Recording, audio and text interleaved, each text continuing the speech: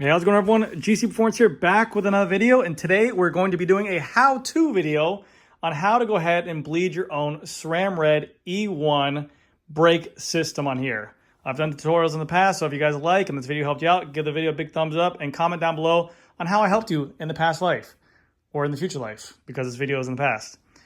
So today I'll show you the steps you need to go ahead and do this bleed. This is a brand new bike, fully built up. So obviously we always see tutorials where people do it on brand new bikes. I'm going to be ruining the system by taking out the bleed port and then squeezing out this to release the fluid up there. So that way this lever goes all the way down to the bar and we will start over just like fresh. And hopefully you guys get some education out of this. Enjoy. So for this procedure, you'll be needing a SRAM dot brake bleed kit because of the fact that the caliper for these brakes take a proprietary attachment. So we're gonna need 2 syringes, which we have. 1 attachment for the top, which threads into the shifter, and then this red attachment down here to the bottom, which attaches to the caliper in a way that I'll show you guys in just a second. Probably some gloves as well because it does get a little bit messy, but you don't need them. And you'll need a cleaning rag and some water, and also I like to use isopropylene alcohol for the finishing touch. The dot fluid is corrosive, so you will need some dot fluid as well. So just make sure whatever mess you make on there to clean up. And also, this is very important, whenever handling this stuff, do not touch your brake pads or your brake rotors because you will contaminate it and then your brakes will squeal like all hell and it sounds like dogs will be barking like crazy. So if you think that you got dot fluid on your hands or on your gloves, before you touch your pads or rotors, please take them off, wash your hands, get a paper towel, whatever the case might be, and get it going. So let's go ahead and prep this bike. All right, so first and foremost, let me go ahead and pull back this shifter hood on here. Boom. This is our bleed port right here. We use a T10, which you should get inside the kit to go ahead and remove it, but I'm a bike mechanic, so I have a tool here that looks way cooler than yours. Let's remove the bleed port. And let's squeeze out some fluid here. Don't do this at home. I'm a trained amateur. Would you look at that? It still works without the bleeding on there. You can see the fluid wanting to come out. Again, don't do this at home, but let me go ahead and get some of this fluid out. Hold on a second. All right, so now that I released the screw on the bottom, there we go. Now it's simulating like we have an issue here, guys. Okay. Let's screw that back up real quick. All right, let's get it going. Great, now I'm just like you guys at home. We all have issues. The lever goes all the way down to the handlebar. So let's start this bleed process. So first things first, what we want to do, we're going to remove the wheel. Front or rear, whichever one you're operating on, remove it because you don't want the rotor anywhere near the brake when you're doing this procedure. Next, what we're going to do is we're going to remove the pads from the caliper themselves because, again, you don't want the actual pads inside of here when doing so. So on here, we have a little, I think it's a 2.5. Little 2.5 bolt right here. We're going to unthread it, but before we do so, SRAM uses fun little lock rings. There is a little cotter pin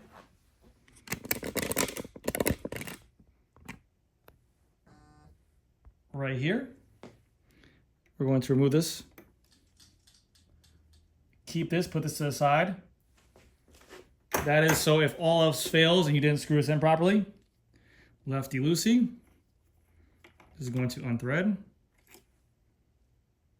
Put to the side. Now remove your pads and put in a safe place. Brand new pads. Put that next to your front wheel somewhere, and now we have a caliper. So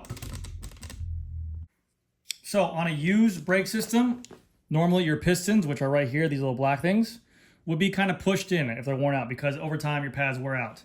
So inside your brake kit, you should have a brake bleeding block like this, or it could be another one. But this one's really cool because it helps push those pistons back in. Whenever you're performing a brake procedure, you want to go ahead and use a tire lever. You can use a small little wrench like this, and you're going to want to go ahead and ensure that those brakes go back in.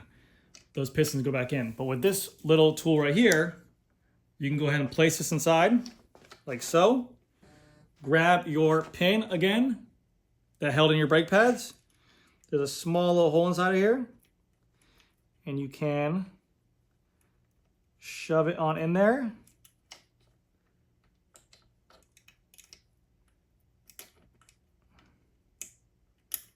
Like so. And we can tighten it back up with a 2.5, like so.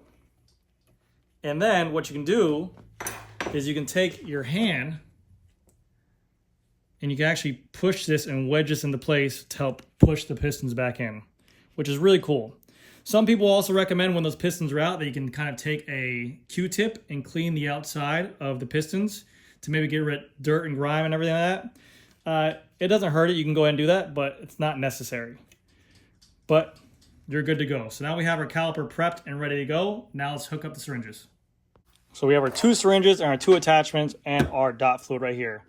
You want to make sure that the ends of your syringes have these little O-rings because this will help keep the seal on that brake system when you're pressurizing it. And the whole idea behind bleeding brakes is just to remove all the air that's inside the line, and you want a completely sealed system. So if these syringes don't have these little O-rings on top of them, make sure you go ahead and do so. I believe inside the kit they give you, which they do, replacement O-rings to go ahead and fit if they ever wear or break. We're going to connect these to the hoses themselves. They twist on, boom. Go ahead and boom. Inside your kit, you'll probably get SRAM fluid, but we have finish light fluid here, it doesn't matter. And use a dot fluid on there as well.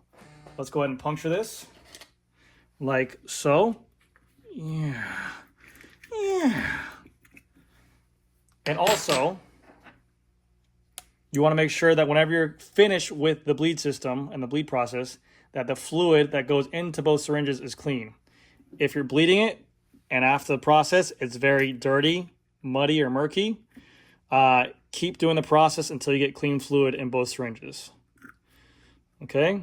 You usually want a good amount. So we have our fluid. We pull it down, and then I'll grab a little rag or a paper towel if you want. And we want to make sure that we kind of get this thing purged with all the air out of there. So I'm going to put a rag over there, like so. Push it out into the rag, pinch it close. Put a little bit of fluid in the bottom one that attaches to the caliper because we're going to be bleeding from the shifter for these new systems, which I'll tell you guys in just a little bit. Purge it up and pinch it close. Now let's go ahead and attach to the bike. When attaching the syringes, you want to make sure you do them one at a time, because if you open up both holes on the shifter and on the caliper, the fluid will come out. Right now there's a vacuum inside of there, so you want to make sure that this one down here is closed on the caliper. And we're going to go ahead and attach the first syringe to the shifter. Grab our T10. Boom. Loosen that up. Loosen that baby on up. Take our syringe. Screw it in tightly. Boom. Good. Now let's go ahead and do the caliper. This is your caliper with the bleed block already installed. What you're going to see here is you have your bleed port right here that will usually have like a little dust cover to block the bleed port. Go ahead and remove that little bad boy. Wiggles out. A little bit of fluid in there because I just squirted some out of there. Now we're going to take our attachment thingamajiggy from SRAM. Actually, before that, sorry. SRAM recommends to go ahead and take a 4mm Allen key. And they say to go ahead and just loosen this up a quarter turn and then retighten it so it's easier to loosen up. Sometimes from factory they come a little bit tighter, so you want to be able to turn this with your fingers. Take your red bleed port, shove it in there, and you're going to hear an audible click right there. Now our syringe is attached. So for this bleeding process where Shimano says bleed from the caliper up, SRAM is different. SRAM does not recommend that because they say if you're pushing fluid through this caliper, it can actually damage the internals of this caliper. So we're going to bleed from the shifter down, but we go ahead and what we do is we go ahead and we turn this just a quarter turn or half a turn.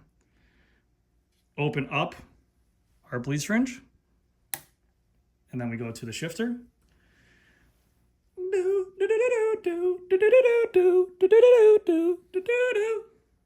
Open up the shifter. Now we're ready to begin the bleeding process. All right, so I'm going to do my best to go ahead and get this on camera as best I can. So the way we're going to be bleeding this is from the shifter down. What we want to go ahead and do is have our shifter syringe on hand, have our brake caliper syringe in hand, and all we're going to be doing is pushing fluid from our shifter down into the syringe, down by the brake caliper, like so, and you can see it gently starting to fill up. You'll see a couple air bubbles come out of there. And we're going to keep on going, but while we're doing so, we want to make sure that we're paying attention to the shifter syringe because we don't want to push air into the system. So we want to make sure we keep on going just a little bit. And that should be good enough. Then what we're going to go ahead and do is we're going to clamp this system right here at the caliper. Like so. And then I go ahead and rotate this back to lock in place to make sure that caliper is bled. Now that we have our caliper closed and sealed off right here at the syringe, go ahead and give this a little turn to make sure it's closed. And we're going to go ahead and remove the syringe from the caliper. Just give it a nice little tug, a little wiggle, should be good to go. And then what we want to do is we're going to tighten up this bleed port screw. You can go to 1.6 Newton meters is what's recommended. I got a torque meter built into my wrist, baby. Kia! You don't need it super tight because if you make it super tight, over time, it's a pain in the ass to loosen up. But that's good enough right there. Then what you can do is you can take water and a little bit of rag to clean off the excess oil of everything that you touch in there. Because like I said, that dot fluid can be corrosive over time. And then what I like to even do is I'll take a, this is me.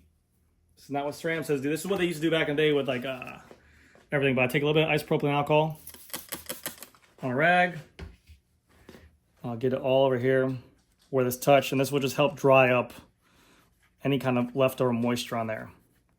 All right, there, inside there, and then we'll take our dust cover, place it back inside. Now we can bleed the shifter. So now that we have that all secured, open our lines up, we have the system. We're just going to sit here and pressurize the system a little bit, pulling up on the plunger. Sorry, when I say pull up on the plunger, I'm just using my thumb like this to go ahead and pull out any remaining bubbles that are inside of here. Just want to create like a kind of like a vacuum to see if we can get any more bubbles. You don't want to pull too hard because what you can do is you can pull past the seals on here, especially if your kid's worn out. But just give it a nice little tug, and we're going to push back into it to pressurize it. Go ahead and do that a couple times and pressurize it. Give the shifter level a couple smacks while doing so. 3 to 5 times. Pressurize it. Yeah. And keep on doing this process until you see no more bubbles coming out, or maybe just very, very small bubbles. Go ahead and snap your syringe closed. And now we're going to go ahead and remove the syringe like so. Maybe have a rag here for any kind of excess fluid drippage.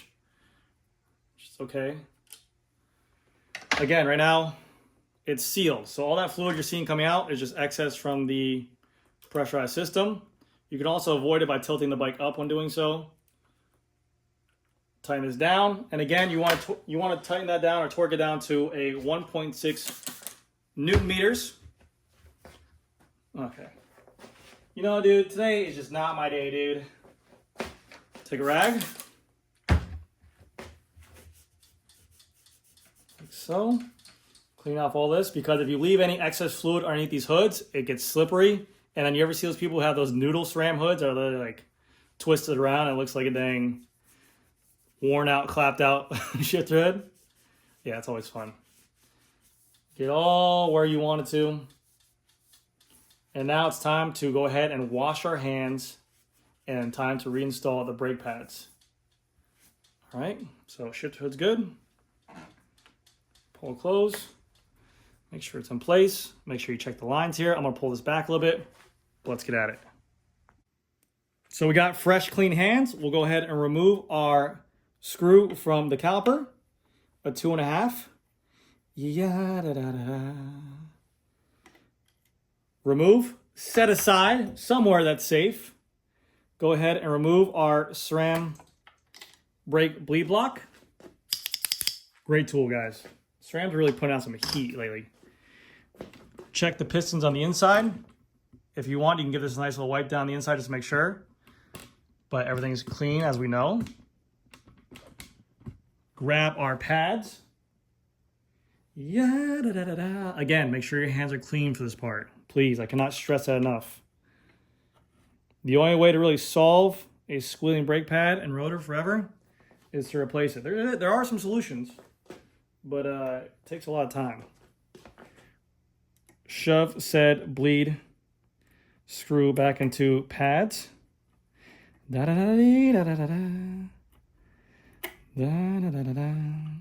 Screw in. Tighten down. And then get your cotter pin. Don't forget about this guy. You can probably do this with your fingers, but my fingers are weak because I'm a weak boy. And clip on like so. Now let's insert the wheel.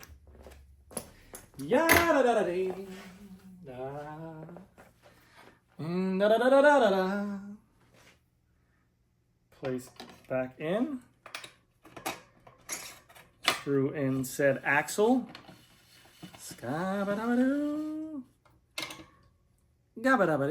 Now, for this part, what we want to go ahead and do is place bike down. We're going to go ahead and give the brake lever a squeeze. At first, it might go all the way to the lever because of the fact that we reset the pistons on there. So, went kind of far in, but we're going to kind of give it more pumps. And as you guys can see, we have a nice pressurized system again. Feels like brand new. And that, my friends, is how you bleed the brand new SRAM Red Axis E1. Okay? But yeah, that's it.